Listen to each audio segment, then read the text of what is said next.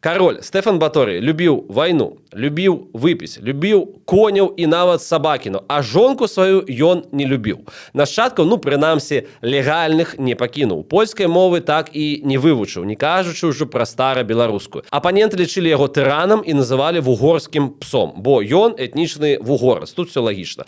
Пры гэтым чэл стаў легендай, эталонам караля пры жыцці і пасля смерці. А галоўнае для нас – паказаў, як можна згрупавацца і даць люлей усходнім суседзям. Мы канал «Загляне сонца». Вось сёння давайте пра ўсё тое, што я агучыў, і паразмаўляем.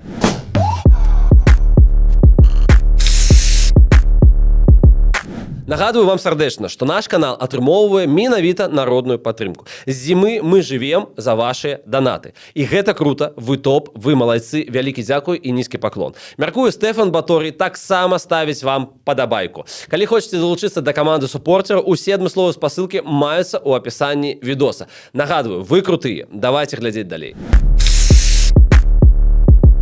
У 1506 годзе у горадні памёр Стэфан Баторый, кароль і наш вялікі князь. Дарэчы, памёр ён у старым замку. Для нас ён стары, а для Баторыя, што важна, быў новым, бо ён сам яго і збудаваў. Калі дакладна, то перабудаваў стары замак Вітаўта ў рэнесанскім стылі. Шыкоўна атрымалася і прыгожа. Зараз той замак аднавілі. Па тым аднаўленні ёсць, канешне, шмат спрэчак і пытанняў, але ўсё адно ўражвае. Будзеце на месцы, паглядзіце, бо мы не можем, так што паглядзіце за нас. Гэта адзіны ў Беларусі каралеўскі замак. І там у аздобе шмат гербаў Баторыя, воўчыя клыкі на шчыце. Версію смерці Баторыя было некалькі. Ныркі, сэрца, і, зразумела, нават атручванне. Часы такія. Хаця і зараз прыблізна такія. Таму акурат у горадні прайшло першае ў Беларусі, ды і ва ўсім рэгіёне анатамічнае ўскрыццё, каб высветліць, што там адбылося з князем. Усё ж ныркі. Чалавек надта любіў вінчык, так што беражыце ласка сваё здароўе. Будынак, дзе рабілася ўскрыццё, пасля назвалі Батароўкам, ад Баторыя. Слова першы моцна грае з імём Баторыя, як і, на жаль, з яшчэ адным лідарам у нашай гісторыі. Але Баторый. Першая пяхота ў нашым войску. Першая ВНУ ў нашым рэгіёне. Віленская і Полацкая акадэмія. Нават першая і самая старая ў Беларусі аптэка, ў горадні. Дзякуй Баторыю, бо яе адкрылі монахі-езуіты, якіх ён і заханціў і запрасіў на нашу тэрыторыю. Каб скончыць тэму з гародняй, давайте зададзімся важным пытаннем. Чаму ён наогул там тусіў? Адказ вельмі просты, бо лясы. Чалавек любіў паляванне з сабакінамі. Сабакінаў любіў таксама, як і коняў любіў. А яшчэ ў яго была нялюбая жонка ў Кракаве, ад якой кароль уцякаў або на вайну, або на паляванне, то бок у гародню да нас. Але давайте пра тое, адкуль гэты чалавек узяўся. Баторый нарадзіўся ў 1533 годзе ў Вугоршчыне, калі зусім дакладна у Семіградзе. У добрай сям'і, як бы зараз сказалі, бо ягоны папа ваявода. Пішуць, што Улад Цэпіш, той самы легендарны граф Дракула, радня Баторыя. Але мы не правяралі. Калі вы нешта ведаеце, напішыце ў каментарах. У 16 год хлопчык з добрай сям'і едзе ў Італію. І гэта змяняе ўсё ягонае жыццё. Вучыўся ў Падуі, таксама, дарэчы, як і Скарына. Бо дома хорошо, але каб мець шырокі гарызонт поглядаў, знаёмствы, веды, трэба менавіта туды, у Італію. Там ён фармуецца як асоба. Да сямейнай ваярскай традыцыі дадаецца адукацыя, любоў да жывапісу і кніжак. Баторый больш за ўсё любіў кніжкі па вайсковай гісторыі антычных аўтарах. Яно, дарэчы, яму моцна прыдалося па жыцці. І, уласна, таму Стэфан ведаў італьянскую, лаціну, нямецкую мову. Дарэчы, у Італіі адбылося ягонае знаёмства з Янам Замойскім, будучым памочнікам і вялікім гетманам. Усе далейшыя справы Рэчы Паспалітай яны рабілі разам, карацей кінты. Яшчэ пару словаў пра радзіму, бо гэта важна. Вугоршчына на той момант, гэта сярэдзіна 16 стагоддзя, перажывае зусім не лепшыя часы. Край фактычна падзелены. Поўдзень за туркамі, захад за габсбургамі, аўстрыякамі. І толькі ўсходняя частка Семіградзе сяк-так жыве самастойна. Сітуацыя, канешне, не айс, і пасля Баторыю шмат разоў будуць закідваць, што ўсё, што ён рабіў як кароль Рэчы Паспалітай, рабіў з далейшым планам вызваліць менавіта сваю радзіму. Ніхто не ведае, але вы можаце зрабіць свае уласныя высновы напрыканцы гэтага выпуску. І вось, узнікае пытанне, як гэты чэл прабраўся на трон Рэчы Паспалітай. Давайте адаб'емся і раскажам. 1575 год. У новаспечанай Рэчы Паспалітай адбываецца такі вельмі цікавы варушняк. Дзяржава без караля. Папярэдні Генрык Валуа уночы здрыснуў з трона, каб стаць каралём Францыі. Цяжка яго асуджаць, бо цалкам магчыма, што быць каралём Францыі трошкі прыкольней. Вымалёўваецца крызіс, без каралеўя. Ливонская ці інфлянская інакш вайна нікуды не падзелася. Ідзе ўжо на хвілінушку 17 гадоў. Пра яе, дарэчы, у нас ёсць асобная серыя, зайдзіце, калі не глядзелі, і паглядзіце. Трэба выбіраць караля, бо нашчадкі егелонаў скончыліся. Кандыдаты наступныя. Ян III Ваза, этнічны швед. Альфонс де Асте, князь Феррары і Мадены. Прикольно было, каб у нас князем стаў бы Феррары. Князь Феррары. Таксама, увага, Іван Грозны, які з намі, тут і цяпер ваюе. І Максіміліан III Габсбург, імператор свяшчэннай Рымскай імперіі, якому і так належыць палова Европы. У той момант Габсбургі яшчэ не так моцна асацыяваліся з інцэстам, але сёння не пра гэта. І Баторый. Нібыта самы слабы кандыдат, і яго ніхто не ведае, і ніхто на яго не ставіць. Максіміліан Габсбург, роўна як і Кебіч у 94 годзе, якое выкшталцоўнае параўнанне, абсалютна перакананы ў сваёй перамозе. Бо ён самы круты чэл у Европе на той момант. На хвіліначку, у яго ўжо тады, это 575 год, ёсць план падзяліць з Масковіі Рэч Паспалітую, якая толькі 6 год як існуе. Макс тыпу забірае сабе Кракаў і Польшчу, а Іван Грозны ВКЛ і Кіўшчыну. За шыбок. А наогул найбольшы страх Макса – гэта моцная Рэч Паспалітая, якая аб'ядноўваецца з Турцыі. Чалавек здагадваўся, што такое Балта-Чарнаморскі саюз, і дрэнна ад гэтага спаў. Пра той саюз у нас, дарэчы, таксама ёсць адмысловая серыя, калі ласка, паглядзіце. Але Макс робіць важную памылку. Каб выключыць з гульні Баторыя, ён натраўлівае на яго ў Семіградзе канкурэнта Каспара Бекеша. Між імі бітва летам 1575-го. Баторый перамагае, а той Бекеш пасля наогул стане ягоным лепшым сябрам і кінтом. Можа не лепшым, але сябрам і кінтом. І тут адбываецца дзіўнае. Нікому невядомы кандыдат на караля стае чэлам, уваходзіць паспартоваму кажучы ў свой прайм. І шляхта Рэчы Паспалітай гэта заўважае і кажу, мужик. Сенатары, алігархі краіны выбіраюць Макса каралём, але шляхта за Стэфана. Наогул, шляхта хоча кагосьці мясцовага, але маецца толькі 52-гадовая Анна Ягелонка з жахлівым характарам. Патавая сітуацыя, што рабіць? Таму Баторыя выбіраюць як мужа той самай Ягелонкі. Хай яны кіруюць разам, бо жанчыну ж нельга саму па сабе пакідаць. Вось такія цемрашальныя думкі. І яго выбіраюць крануць 1 мая 1576 году. Калі не хочаце азначаць 1 май, гэта вам такі лайфхак, то бок дзень працы, можаце азначаць дзень каранацыі Стэфана Баторыя. Цалкам магла быць грамадзянская вайна, бо Макс таксама лічыць сябе каралём. Але ён памірае пад канец года, і сітуацыя вырашаецца. Баторый же хуценька прывозіць з сабой каманду мадзяраў, так называюць вугорцаў, даверных людзей і падцягвае свайго сябра Замойскага, а Анну адсоўвае ў бок. Кіраваць будзе ён сам.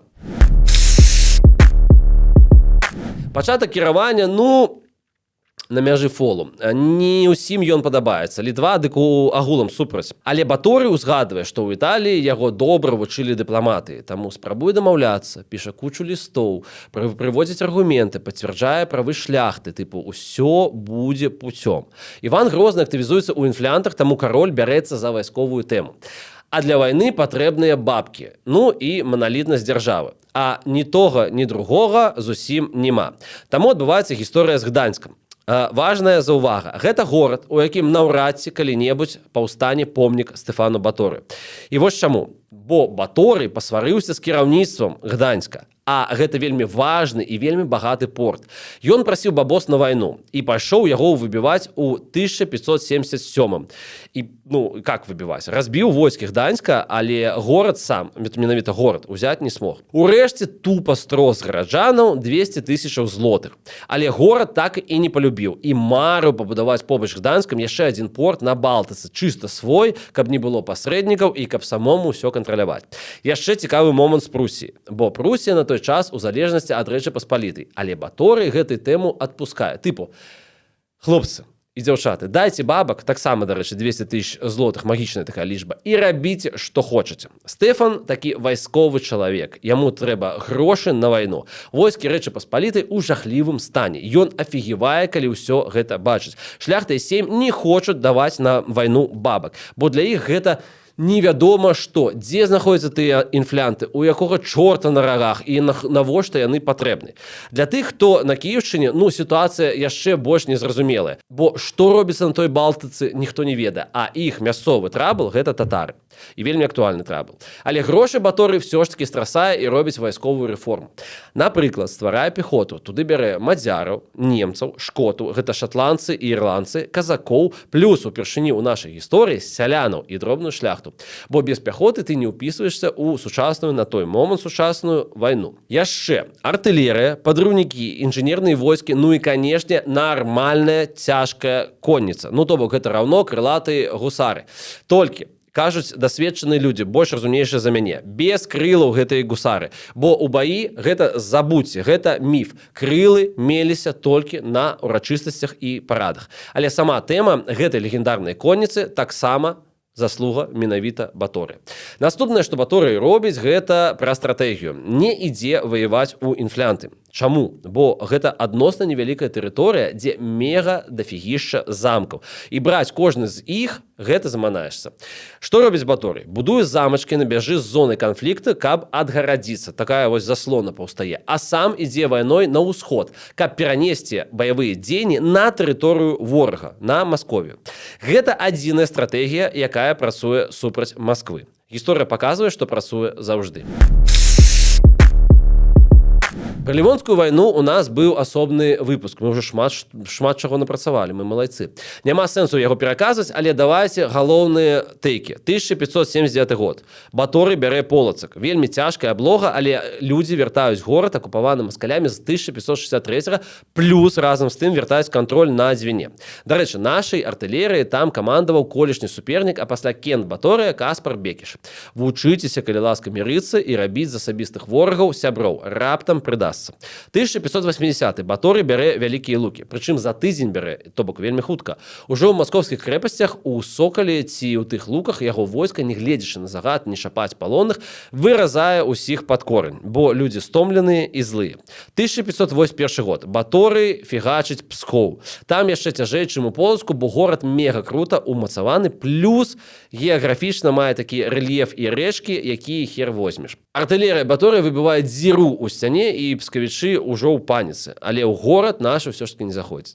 Цікава, што паралельна маскалёў кашмарыць Крыштаф Радзівіў з мянушкай Пярун. Ён робіць глыбокія дыверсіўныя рэйды ў глыб Маскові, ажно да Волгі, дэзарганізуе іх сілы. Ёсць вельмі крутая карціна Яна Матейкі, якая называецца «Баторый пад Псковам». Там Баторый нібыта прыніжае маскоўскіх паслоў, якія поўзаюць і выціраюць бародамі зямлю перад ім. Яна вельмі клёва выглядае, але не да канца праўдзівая, бо самого Баторыя на момант прыбыцця парламенцёраў не было на месцы. А камандаваў пскоўскай аперацыі Ян Замойскі. Ён яе выцягнуў на маральна-валявых. Але на карціне ён сціпла стаіць у баку. Не зусім справядліва. Так што, ён малайчына. Пскоў не ўзяты, але Масковія маральна зламаная. Для Івана Грознага і без таго не самага нармалёвага чалавека гэта удар, бо яшчэ недавно ён сам сядзеў у тым Пскове і быў змушаны даваць па тапкам. 1582 год. Ям за польскі мір. Выгадны для нас. Маскалёў выкідваюць з інфлянтаў, якія яны мучылі больш за 20 гадоў. Лагічнае пытанне грамезнымі такімі вялікімі літрамі. Чаму Баторый не дадушыў Маскву? Адказ вельмі просты. Бабкі. Грошы, вайна патрабуе рэсурсаў, а за плячымі ў Баторыя не было канцлера Мерца ці брытанскага прэм'ера Джонсона, Таурусаў, Джавелінаў і гэтак далей. А сейм, алігархі і шляхта не разduplяліся. Навошта ім нават той Пскоў, калі ён не належаў раней да Рэчы Паспалітай? І што ім з гэтым Псковам рабіць? І тут рэзкая перамена дзеянняў. Папа рымскі, наіўны чалавек. Іван Грозны, вось як зараз Владзімір Пуцін, адразу, калі запахла капэрусам, пачаў яму, папы рымскаму, выдурваць галаву. Як ён хоча сябраваць і гатовы далучыцца да антытурэцкай лігі на чале з Рымам. Я свой. А для папы гэта прыярытэт, вялікая геапалітыка. Таму ён праз пасла раіў Баторыю спыніцца. Канешне, Іван Грозны ні да якой лігі не далучыўся, бо на халеру яму гэта патрэбна. Надурыў, карацей, папу рымскага. Урэшце, гэтая гісторыя скончылася дзякуючы двум смерцям. Першая смерць Івана Грознага ў 1584 годзе. А пасля яго там ужо пачаўся бардак, Масква, неапасна і гэтак далей. А ў 1586 годзе другая смерць. Стэфана Баторыя. Бо ёсць тэма, што ён рыхтаваў паход ужо чыста на Маскву, каб яе далучыць і вырашыць праблему раз і назаўжды. Ну, на ўсялякі выпадак, але тупа фізічна не паспеў. Што ж ён усё ж таки паспеў? Рэалізаваў на той момант прыярытэтную задачу. До мінімум Марис Балтыцы. Сарян за маю лаціну, у Падуі я не вучыўся. Гэта пра тое, каб дамінаваць на Балтыцы. Па выніку ён гэтага дасягнуў. Інфлянты вярнуў, толькі што сучасная тэрыторыя Эстоніі трапіла да шведаў. Маскалёў адтуль выкінуў. Каб вы разумелі, чаму гэта важна, толькі тады, калі маскалі пры Пятры выйдуць зноў на Балтыку, яны стануцца сапраўды імперыяй і моцнай пагрозай і нам, і ўсёй Европе. То бок, выхад да Балтыкі для іх як доступ да кіслароду. Без Балтыкі яны па-за Европы. Магчыма, таму яны зараз так трасуцца са сваёй Калінінградскай вобласцю. Канешне, ёсць разважанне, што ўсе гэтыя хады Баторый рабіў не для нашага з палякамі, літоўцамі і украінцамі краю, а для свайго Семіградзе, каб набраць сілушкі, долучыць Масковію і вялікім войскам вызваліць Угоршчыну. Who knows, як гаварыцца у нас у Масюкоўшчыне. Мы ведаем толькі тое, што ён зрабіў, і яно аказалася вельмі своечасовым. Баторый за 10 год кіравання пакінуў вялізны след. Мы ўжо казалі пра езуітаў. Ён іх паўсюдна запрашаў і даваў карт-бланш рабіць манастыры, школы, акадэміі, займацца бізнесам. Ён гэта падглядзеў у Італіі, бачыў у каталіцтве. Адміністратыўны і культурны хребет дзяржавы. За гэта, зрэшты, яго не ўсе любілі, асабліва праваслаўныя. Дарэчы, і Леў Сапега яго не вельмі шанаваў. Хоць сілай ён нікога не каталічваў. У Рэчы Паспалітай жылі і праваслаўныя, і кальвіністы, і нават арыяне, якія ставілі пад сумнеў Святую Тройцу. У Францыі ці Гішпаніі гэта было б немагчыма. Яшчэ Баторый – гэта вялізны культурны ўплыў. Ён прынёс у культуру шляхты Рэчы Паспалітай сарматызм. Як апранацца, як выглядаць, як выглядаюць звычаі і манеры. Усе гэтыя слуцкія паясы таксама ад яго. Бо сам сармацкі стыль усходні турэцкі. І вось глядзіце, з Турцыі праз вугорцаў і Баторыя яно ўсё трапіла шчасліва да нас. Некаторыя слова таксама. Бекеша – назва шляхецкага плашча на двух гузіках ад імя Каспара Бекеша. Батароўка ці Баторуўка – назва шаблі. Сам Баторый стаў эталонам сармата, рыцара, які і патрыёт, і ваяр, і выпіць не дурак. Усе хацелі быць на яго падобныя. Такі першы трансцэтр у нашай гісторыі, хаця не першы, но на той час. Таму ад яго мода насіць пяро чорнай чаплі на шапцы. Цікава, прыгожа. Шмат каго лічылі бастардамі Баторыя. Адзін з афіцэраў удзельнікаў нашых паходаў на Маскву ў пачатку 17 стагоддзя, ён паходзіў з Гародні, у доках так і быў запісаны бастард Баторыя. Лжэ-Дмітрый нібыта таксама Стэфанович, а зусім не Іванович. Паглядзіце ў нашай серыі на гэтую тэму. Біскуп Мартин Кромер на смерць Баторыя напісаў элегію. Там шмат цёплых словаў, тыпу той быў у святыні больш чым святар, у дзяржаве больш чым кароль, у прамовах больш чым сенатар, у войску больш чым ваявода, у бітве больш чым жаўнер, ва ўсіх іншых жыццёвых справах больш чым філосаф. Вось такі філосаф з душой жаўнера. Давайте нейкія вынікі падаб'ем. Некалькі урокаў Стэфана Баторыя. Першае. Ваяваць за Масковію трэба на яе тэрыторыі. Толькі тады яны ссуцца і падпісваюць мір. Другое. Каб ваяваць, трэба сучаснае войска. Каб мець сучаснае войска, трэба бабкі. І башляць маюць усе. Чалавек павінен разумець сваю адказнасць за сваю ж бяспеку. Трэцяе. Адукацыя важна. Яна фарміруе шкілет грамадства. На часы Баторыя калегіумі і акадэміі гэта такія самыя замкі, толькі не ў мілітарным, а ў культурным сэнсе. Чацвёртае. Урэшце, паходжанне чалавека на вялікай пасадзе не заўжды вырашальнае, бо куды важней яго справы і характар. У Гданьску помнік Баторыю наўрад ці калісьці паставіць. Але калі лічыце, што ў Беларусі ягоны помнік пажадана конны патрэбны, напішыце, ласка, ў каментарах. Там жа маюцца ўсе спасылкі на інструменты, якія дазваляюць дзякаваць нам, у тым ліку фінансава. Ну, зразумела, калі вам гэта спадабалася. Дзякуй за прагляд, дзякуй за донат, ну і давайце беларусець разам.